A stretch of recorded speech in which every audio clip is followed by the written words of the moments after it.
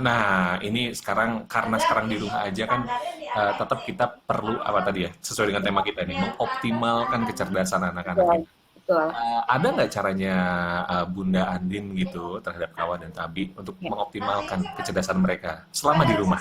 Ya, Kang Nugi ini by the way aku ini deh apa lucu aja gitu selama ini denger suaranya cuman di pennya si Aduh, Abid tiba-tiba tiba-tiba ketemu sama orang aslinya. iya iya iya. Nah, di Hafiz biasanya. Oh dia, iya iya. Anyway ya, kalau dari Tabi ya, ya again karena dia masih bayi, jadi untuk mengoptimalkan kecerdasannya yang pertama dengan di rumah aja berarti kan pelukan yang diberikan sama aku dan suamiku dan juga Kawa gitu untuk Tabi itu secara kuantitas itu menjadi banyak sekali gitu Yes. ya, sentuhan, pelukan, ketawa-ketawa dan berbagai macam kegiatan apa ya yang tujuannya memang mengeratkan dan menghangatkan satu sama lain itu menjadi kuantitasnya banyak dan kualitasnya juga jadi baik gitu.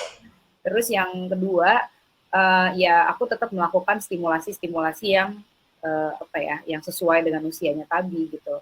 Jadi aku tetap bacain buku, kemudian ngasih lihat misalnya kayak high contrast book gitu ya.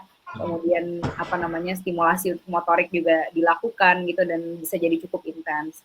Nah kalau untuk Hawa, ya dia ini lagi explore sekali anaknya dan aku sangat-sangat menghargai itu gitu ya. Bagaimana sekarang kayak setiap sudut itu ada kayak hasil karyanya dia rangkai-rangkai apapun dia Iya rangkai iya. gitu menjadi apapun imajinasinya dia gitu ya.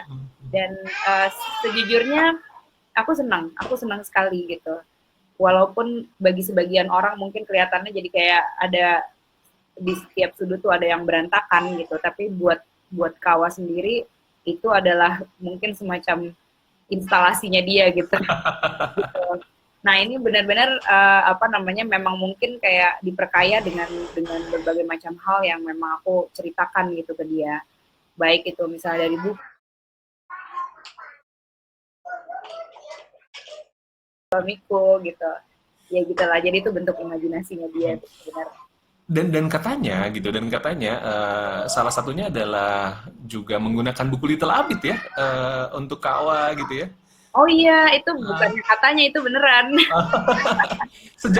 Boleh cerita nggak sejak kapan punya buku itu? Terus gimana sih ceritanya jadi punya bukunya Jadi Little punya Abid? buku itu ya. Iya iya iya. Ya, jadi eh, waktu beberapa beberapa tahun lalu ya, waktu itu Kawa belum usia setahun, waktu itu masih berapa ya, 6 bulan kali umurnya ya kalau nggak salah. Aku tuh sempat apa ya masukin, jadi Kawa tuh mengikuti beberapa kegiatan di sebuah baby gym gitu. Sebenarnya itu pusat stimulasi sih. Jadi karena waktu itu karena masih anak pertama, aku tuh belum tahu sama sekali apa yang harus dilakukan gitu dengan anak untuk stimulasi yang tepat untuk perkembangannya gitu. Hmm. Setelah ini apa, nah itu yang aku masih belum tahu tahapannya. Karena kan yes, kalau nanya ke orang atau googling gitu mungkin jawabannya akan jadi berbeda-beda gitu. Jadi aku mau satu firm. Nah di sana itu kebetulan pada saat itu ada sebuah workshop yang aku ikutin. Kalau nggak salah workshopnya tuh ini deh, yang apa namanya Math with Albert, ya Oh, Learning oke. Math with Albert kalau Learning nggak Mode. salah ya. Iya, Nah betul betul.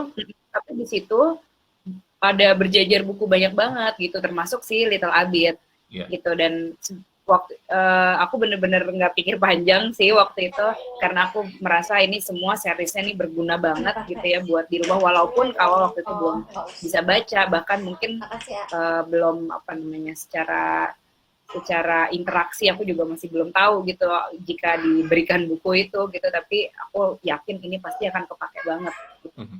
Jadi ya udah aku beli semuanya gitu satu Wow. set gitu. Satu set beli dan ya dan itu kan ada tahapan-tahapannya tuh jadi ada buku yang buat masih bayi banget. Nah kebetulan kan Little Abid waktu itu secara usia memang apa ya cocok lah sama Kawa pada saat itu jadi itu yang pertama sekali aku intens banget bacain buat dia gitu. Mhm. Nah dari situ dia memang merasa bahwa Abid itu adalah temannya dia Wah. kan kayaknya secara bentuknya tuh kayak seumur gitu kan Dan ya aku senang banget sih karena bukan hanya Kawa yang hafal gitu ya. Akhirnya aku dan Mas Ipe juga dengan suamiku tuh juga udah hafal banget tuh si Little Abid semua judulnya gitu. Dan banyak sekali hal-hal di keseharian kita karena memang apa yang ada di dalam si Little Abid ini kan sangat dekat dengan keseharian kita ya. Tentang makanan misalnya, tentang mandi, tentang apa ya, misalnya tentang ya. kemudian misalnya kayak main di taman atau misalnya apapun lah gitu, dan itu sangat dekat gitu dengan kita, jadi lebih mudah mungkin untuk mencerna nilai-nilainya, juga mencerna apa ya ceritanya gitu, ya gitulah kira-kira. Nah, ada waktu khusus nggak sih untuk bacain buku buat Kawa? Tapi waktu khusus sih nggak ada ya, cuman sekarang ini ya Kawa kayaknya emang nggak akan tidur kalau nggak dibacain cerita gitu. Ya, jadi waktu itu bisa kapan aja, cuman karena kebiasaannya memang membacakan sebelum tidur, jadi kalau udah mau tidur dia tuh akan geret-geret si koper Abid itu loh yang bentuknya mobil. Nah, itu digeret-geret nih, ibu gitu. Ya udah dia akan ngeluarin judul-judul sendiri apa yang mau dibacain gitu dari si mobil-mobilan Abid itu. Ada buku favoritnya Kawa apa gitu? Semuanya dia favorit, semuanya favorit, dari yang I learn about talking to others, terus apa namanya, gigiku sehat, aku berani tidur sendiri, yang bahkan aku makan makanan sehat gitu. Jadi sekarang lucu banget kalau misalnya dia katakanlah dia makan wortel gitu kan, terus di situ kan di yang aku makan makanan sehat ada yang wortel bagus untuk mata karena bentuknya seperti mata gitu kan. Jadi dia selalu ngomong tuh ke orang, lihat nih ini bentuknya kayak mata nih, jadi ini bagus banget nih buat mata, dia bilang gitu. Atau kalau dia lagi makan, misalnya dia makan tekwan terus ada jamur kupingnya gitu ya, kan gitu ke orang, lihat nih bentuknya kayak apa, ayo gitu, ini kayak kuping, soalnya bentuknya kayak kuping, ini bagus jadinya buat pendengaran kayak gitu-gitu. Jadi tanpa aku apa ya mendikte atau misalnya meminta dia untuk mengetahui certain ilmu gitu ya, dia udah tahu sendiri gitu, karena itu memang dibacakan berulang-ulang dan sampai dia hafal gitu semua kontennya gitu. Dan dia banyak banget yang akhirnya berguna banget ya, jadi misalnya kayak yang aku berbeda dengan Syafa gitu misalnya, jadi kan dia sendiri, aku nggak perlu bilang gitu ke dia bahwa kalau nanti di toilet umum misalnya apa yang harus dia perbuat gitu, nah dia udah ngeh sendiri gitu. Tadinya kalau ada Kawa, saya mau bacain bukunya buat Kawa. Aduh, nanti lain kali ya kita janjian ya. Soalnya tadi karena tahu aku mau webinar, karena biasanya Kawa tuh akan loncat-loncat gitu dan iseng banget. Jadi bapaknya tadi ngajak ini ngecat sepeda. Iya, ini kebetulan ya, alhamdulillah hari ini juga ada penulis buku Little Abid. Bunda Ari mungkin bisa ditampilkan videonya. Halo Bunda Ari. Siapa tahu. Mbak Andin, Masya Allah, bahagia banget loh Mbak Andin. Aku juga bahagia, makasih udah Mbak Andin hari ini. Sama Mbak Andin, terharu banget, saya nggak sengaja waktu awal-awal itu lihat Instastory-nya Mbak Andin lagi bacain buku Kawa. Betul, itu Kawa masih baby banget. Ada buku. Rasanya wow, langsung melayang bukunya dibacain buat Kawa. Terima kasih banget Mbak Andin. Sama-sama Bu, terima kasih juga udah bikin ya. Pasti semuanya di sini juga inilah bisa ngerasain manfaatnya gitu, karena aku rasa di Indonesia mungkin nggak banyak gitu buku yang rasanya tuh begitu dekat dengan apa ya, misalnya kebudayaan keluarga di Indonesia gitu, terus ceritanya itu juga dekat dengan keseharian anak, tapi tetap value-value-nya tuh di apa ya, di seeding gitu dengan cara yang begitu soft gitu, jadi nggak merasa didikte, nggak merasa disuruh gitu sama orang tuanya. Ya, sebetulnya itu pengalaman sebagai orang tua aja sih Mbak Andin. Pengalaman ngebesarin anak sendiri, terus kebayang saya punya banyak banget hutang pengasuhan, itu yang tadi saya sampaikan. Ya. Jadi karena saya punya banyak hutang itu, saya nggak mau orang lain ngalamin hal yang sama gitu. Jadi Semoga berkahnya kembali ke Bunda. gimana caranya ya biar orang-orang tuh nggak punya hutang pengasuhan, setidaknya berkurang lah, setidaknya berkurang, mengurangi hutang pengasuhan gitu. Ya. Jadi Ya, Mbak Andin, alhamdulillah. ini apa mumpung ada penulisnya nih, ada nggak yang mau ditanyain seputar apa ini parenting ataupun buku yang Mbak Andin? Abut ya. Iya. Iya. Palingan ini sih, aku nggak tahu ya kalau misalnya apa namanya, ya kan kebetulan karena anakku cowok gitu ya, laki-laki, dan apa mungkin si serial Abid ini tuh menjadi sangat dekat gitu dengan dia karena gendernya sama gitu. Betul. Nah tapi aku nggak tahu nih kalau misalnya buat yang punya anak perempuan, apakah nanti suatu hari Bunda Ari mau bikin tapi dari sudut Tokohnya pandang perempuan. siapa, ya dari sudut pandangnya siapa kan bisa juga gitu. Jadi apa dekat juga gitu dengan yang anak perempuan misalnya. Ini banyak ditanyain Mbak Andin. Saya sama kayak Mbak Andin, anak saya juga tiga-tiganya laki-laki. Tapi bukan karena anak saya laki-laki terus milih tokoh Abid yang laki-laki. Jadi waktu itu saya juga sempat galau. Ini tokohnya mau laki atau perempuan gitu. Nah akhirnya itu survei Mbak Andin, survei dan dari ribuan. Saya survei waktu itu di orang tua di Indonesia dan di Malaysia karena kan buku ini kan ditranslate juga ke bahasa Melayu. Jadi saya perlu survei juga di sana. Saya survei dari event ke event, bahkan orang yang sama sekali nggak pernah suka buku pun di event apa, bukan event pameran buku pun saya surveikan gitu. Pengen tahu seperti apa. Jadi yang saya survei itu waktu itu ukuran bukunya, jenis ilustrasinya, termasuk tokohnya. Ternyata sebagian besar walaupun itu anak perempuan itu memilih tokoh laki-laki. Jadi memilih tokoh laki-laki. Jadi ternyata, dan saya itu nanya juga ke anak-anak sendiri gitu.